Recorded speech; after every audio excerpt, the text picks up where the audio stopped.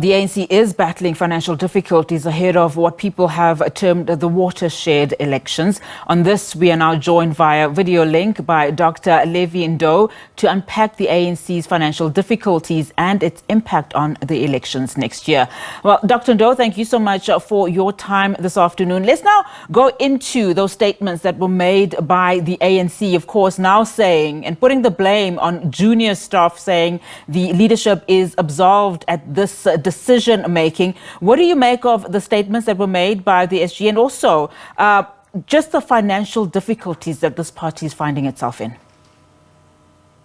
Good afternoon, Unati. Good afternoon to the viewers at home. Thank you for having me.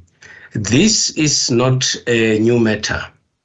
This is the matter that took place years back, and my expectation is that the ANC and the other party should have dealt with this matter long time ago. And my sense is that at this stage, this matter is now not entirely in the hands of the ANC, it is in the hands of the court, which is something, in my view, that should have been avoided. The ANC is the leader of society. The ANC is the governing party in South Africa. And when the ANC is faced with situations similar to this one, it creates a lot of uncertainty onto its members and supporters and also to the general public.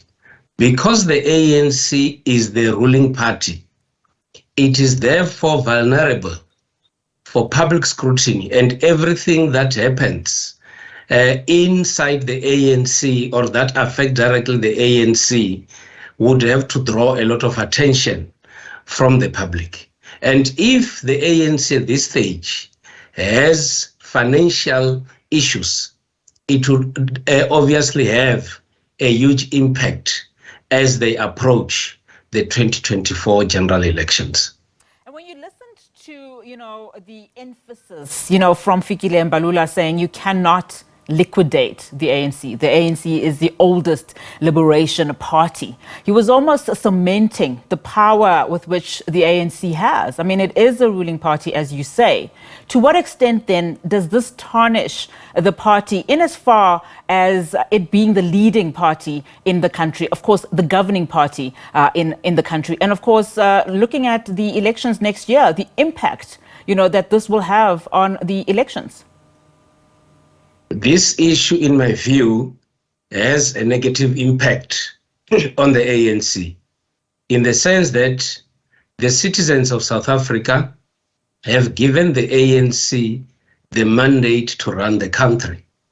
The ANC is a party that's supposed to be seen to be compliant with the decisions that they've taken, either of having to pay service providers, and also to be seen as a party that would take responsible decisions. So if you have the party that has to be dragged to the courts in order for them to comply with an important responsibility of paying a service provider, it has a huge impact not only on the members of the ANC and supporters, but also to the general public, that some would say, here is the governing party that cannot pay service providers. How then do we still give responsibility of these people to continue running the country? So my view is that the ANC would have a lot of explanation to make on this matter, because in my view, it has a huge impact on the image of the party.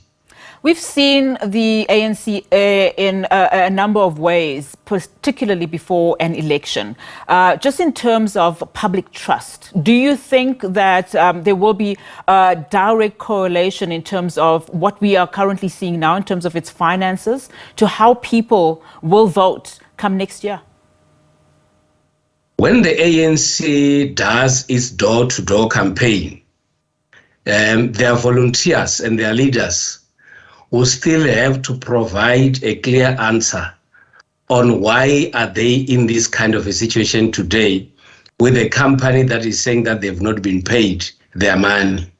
When the ANC will be seeking for service providers for other events, they will also be put in a difficult situation wherein they will have to pay their monies up front or provide a lot of assurances that indeed service providers are going to be paid.